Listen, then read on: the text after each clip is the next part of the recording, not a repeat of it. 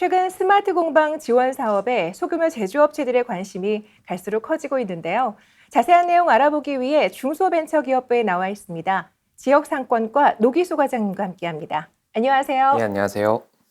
네, 먼저 스마트 공방 지원 사업은 어떻게 처음 시작하게 된 건가요? 예, 저희가 소공인은 보통 이제 10인 미만의 소규모 제조업체를 얘기하는데요. 그 작년 기준으로 저희가 살펴보면 업체는 36만 3천 개 정도 되고요. 그다음에 거기 종사하시는 분들은 117만 7천 명 정도가 됩니다. 현장에 가보면 아직도 이제 수작업 위주로 이렇게 막 제조를 하고 계세요. 그렇다 보니까 이제 품질이 균일하지 않다거나 생산성이 좀 떨어지는 측면들이 있었는데요. 그래서 저희가 이제 현장에 적용할 수 있는 기초 단계 스마트 기술을 보급을 하고요. 그거를 통해서 이제 생산성도 향상시키고 품질도 향상시키는 이런 사업을 진행하고 있습니다. 네, 정확히 스마트 공방이라는 것이 어떤 건지도 궁금한데요.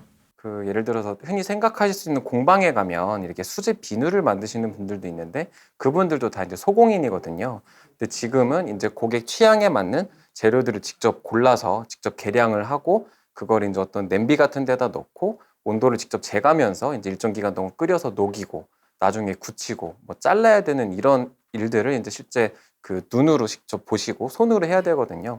근데 그런 과정들을 이제 뭐 예를 들면 스마트폰으로 제어를 하면서 온도라든지 용량을 제어할 수 있고 이렇게 생산 공정을 이제 일단 스마트화하는 부분이 있고요. 2단계까지 가게 되면은 고객의 이제 그 피부 특성에 맞춰서 알아서 이제 좀 어떤 그 성분들을 넣어서 천연 비누를 만들면 이분들한테 도움이 된다. 나중에 그거를 판매하는 마케팅 정보를 쓸 수 있게 그렇게까지 이제 확장될 수 있는 사업입니다. 네. 올해 이미 상반기에 지원 사업이 진행이 됐죠. 이 상반기에 선정된 소규모 제조업체들은 어떤 업체인지도 궁금합니다. 20개사를 선정을 했는데요. 그때도 이제 식료품 제조라든지 뭐 금속 가공, 뭐 의복, 다양한 이제 소공인 분들이 좀 지원을 하셨고요.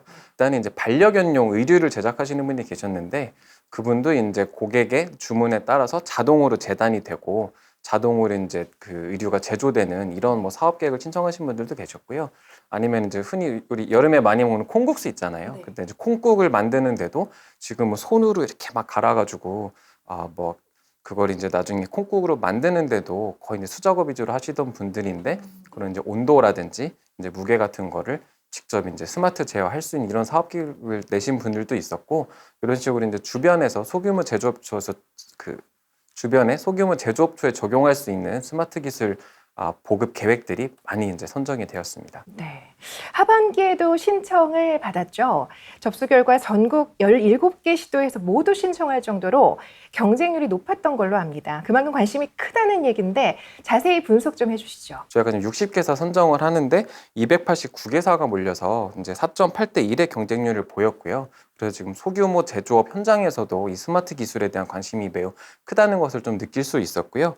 그래서 지역별로 말씀드리면 이번 289개사 중에서도 서울 경기 지역에서 가장 많이 좀 신청을 해주셨고요. 그리고 이제 업종별로는 좀 살펴보면 일단 먹거리, 식료품 제조업하고 그다음에 금속 가공 제품, 그다음에 이제 기계 장비 업종에서도 좀 많이 신청을 해주셨습니다. 네. 이렇게 지원 신청을 마친 소공인은 어떤 절차를 거쳐서 선정이 되는 건가요?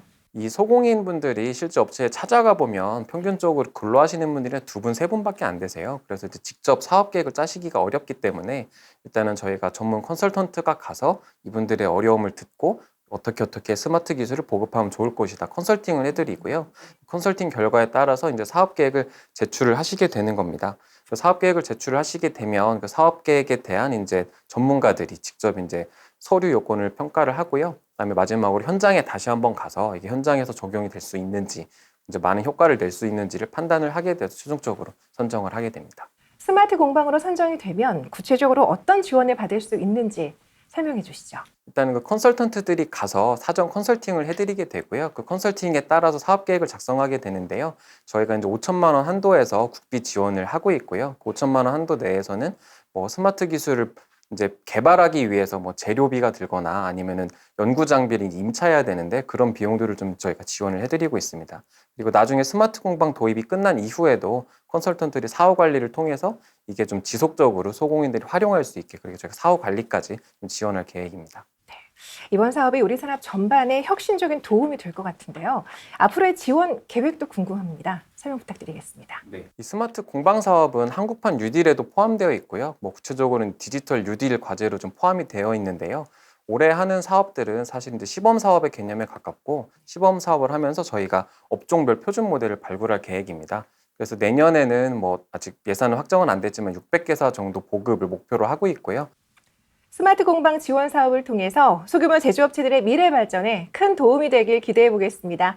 오늘 말씀 고맙습니다. 네, 감사합니다.